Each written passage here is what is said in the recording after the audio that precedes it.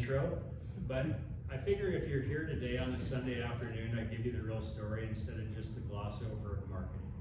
So when I started making wine began also in 1997, and of course,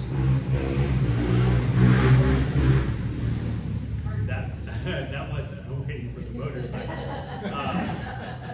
That wasn't really possible to do with my own fruit because I had just planted the vineyards. So I wound up taking a little bit of Merlot from a vineyard that I was buying grapes from in Paso Robles in '97.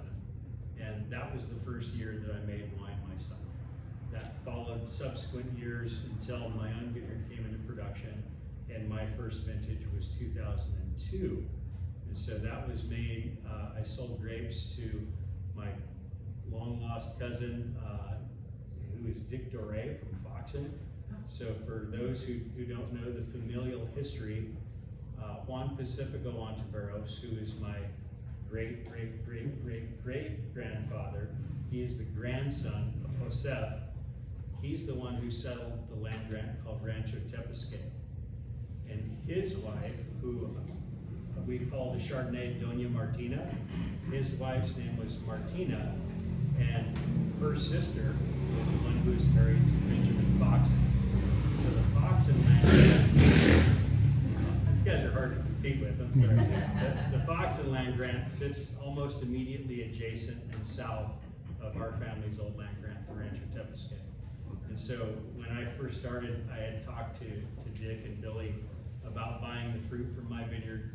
At that time, there was really a short supply of Pinot Noir because Pinot hadn't had this big boom, sideways hadn't happened. And so people like myself and Wes, in 1997, when did you guys plant Clos Pepe? 1996 and 1998. 96, 98. So this was not by any means a slam dunk in that window of time to plant Pinot Noir.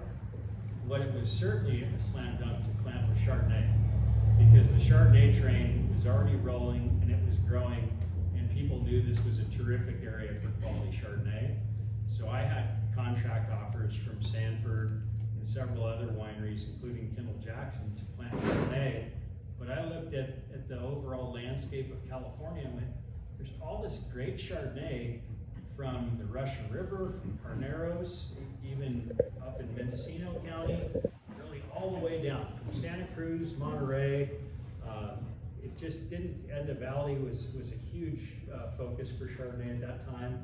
It didn't make sense to me, teeny little guy, how can I differentiate my small family operation if I'm just growing what is likely ultimately going to go into a commodity type product? And so that's what led me to Pinot.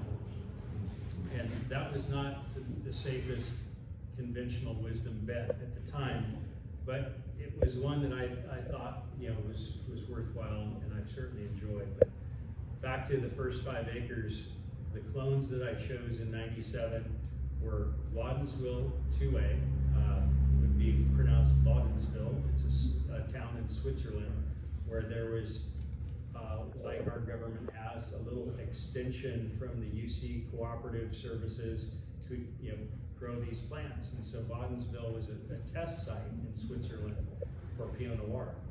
And so Waddensville 2A was a relatively new player. It was not maybe 10 to 15 years worth of history in the US at that time, largely in Oregon. Not a lot had been done in California, but the marker for me was the Talley family had planted their rosemary vineyard to 2A. And to me, that was really a benchmark of high quality, and I thought, well, pretty similar climates, so I went with 2A. Pommard has always, since the 1970s, has been really a gold standard for quality wine grapes in California, whether on the North Coast or here on the Central Coast. And so Pommard was an easy choice. The other 3 were the brand new Dijon selections of 113, 114, and 115. And so for that first couple of years, the 02 vintage that I say I made, it was actually made at Foxen, and they just said, bring in a barrel or we'll choose one for you. And I think I wound up just buying one that they already had.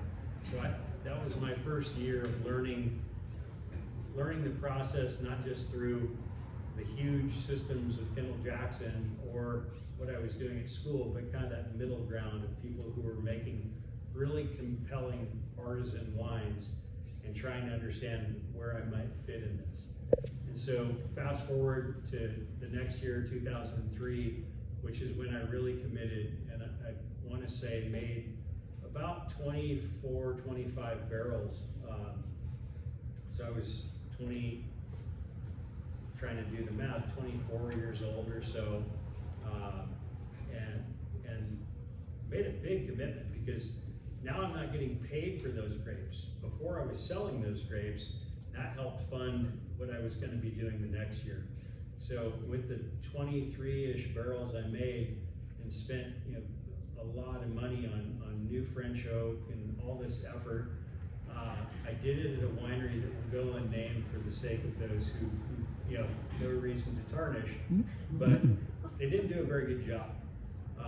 And so what I learned is this isn't just you fall off the turnip truck and get it right, even if you have a good vineyard. And these guys went on to be very well acclaimed, but it was super passive. The wine industry is full of very different character types.